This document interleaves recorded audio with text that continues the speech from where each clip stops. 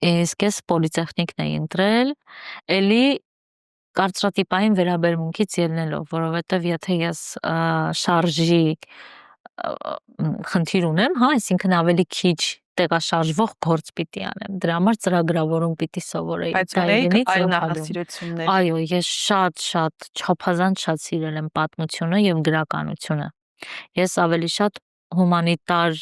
ուղղությամբ եմ ուզել, բայց քանի որ իրավաբանը անընդհատ տեղաշարժում պիտի լինի, հա, պատմաբանը շատ դպրոցում ուսուցիչ աշխատի, էլի տեղաշարժով պահանջում։